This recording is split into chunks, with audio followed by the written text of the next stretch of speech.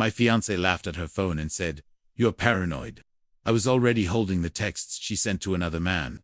She didn't know I'd forwarded them to her father. She thought I was the one spiraling. She didn't see what was coming next. She kept talking. Excuses, jokes, something about work stress. I nodded. She asked if I was okay. I said, "Sure." That was it. I didn't yell, didn't flinch, just sat there. She thought I believed her. She didn't notice I hadn't blinked in a while. She said her phone died at brunch, but her fitness app showed a walk around his neighborhood. For miles. She told me Matt was just a coworker, then slipped and said, "He has great taste in music, you'd hate it." She came home once wearing lipstick she didn't leave with, said it must have been from a napkin. She said she hated tequila, came back one night smelling like lime and regret. She started locking her phone, then turned off notifications. She started showering before yoga, not after, I noticed. Every time, but I said nothing. Now it all made sense.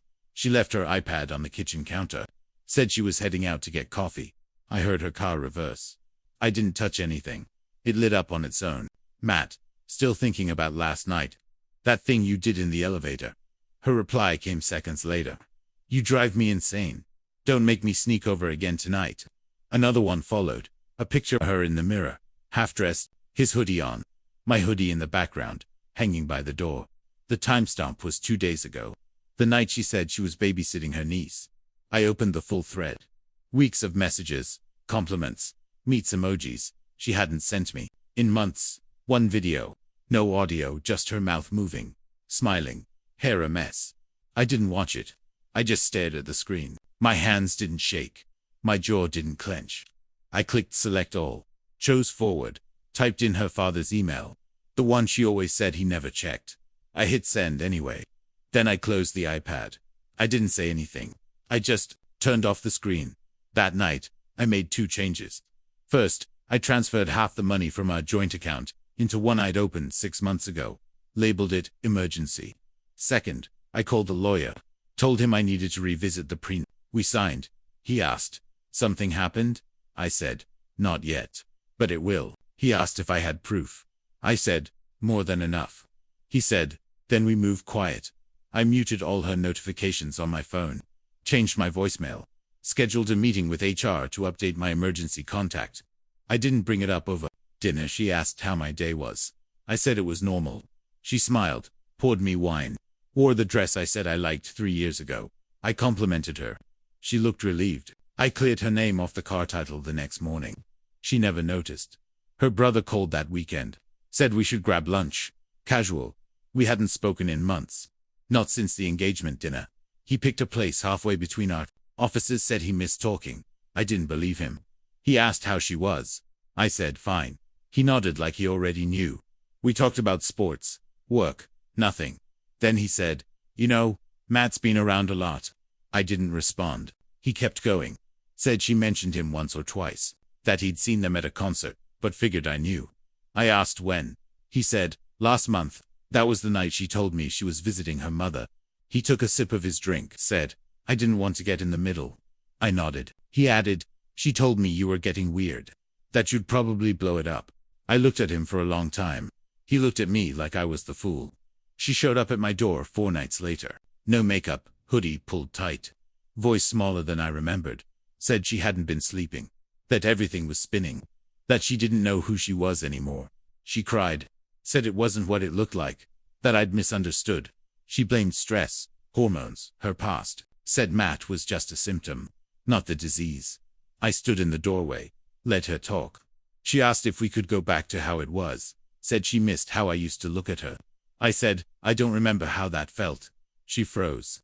Eyes wide, waiting for something else. I stepped back and closed the door. Her father replied to my forwarded email 2 days later. One line. Handled. She never brought it up. But things started falling off. Her job pulled her from a big campaign. Too much noise. One coworker unfollowed her. Then 3 more.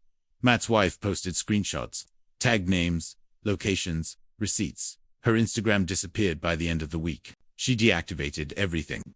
She told people she was taking a break, that she needed clarity. I didn't say a word. Karma didn't need help. The prenup had a line she never cared to read. Infidelity voids all claims. No split. No negotiation, no appeal, just void. I filed quietly. No announcement. No confrontation. The lawyer she once called a bit dramatic handled everything. Her name was removed from the lease, from the insurance, from the will. She got the paperwork by courier.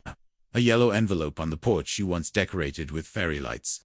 Inside it was a single sentence typed on my lawyer's letterhead. We regret to inform you the agreement has been enforced. There was nothing left for her to sign. I left her engagement ring on the windowsill. She used to say morning light made it sparkle more. She texted at 12:47 a.m., said she missed my voice, said she couldn't sleep, that she still wore my t-shirt to bed. I read it, watched the dots as she typed something else, then stopped. I didn't reply. At 1:02 a.m., she sent a second message. Said, I didn't think you'd actually walk away. I powered down the phone, left it charging face down on the dresser. The silence didn't feel empty. It felt earned. She posted a photo a month later. One of us at the beach. I was holding her hand. The caption, read, some mistakes cost more than regret. People left hearts. Said we were a beautiful couple. That love always finds its way back. She tagged me. I removed it. Then came the voicemail. 1 minute, 30 seconds. Her voice cracked halfway through the transcript preview. I'm sorry. I panicked. I ruined everything. I tapped to open it, let it load, but I didn't press play. She said sorry. I didn't press play on the second voicemail. She once told me she hated silence. Said it made her feel invisible. I guess she got her wish. Now she lives in it. I don't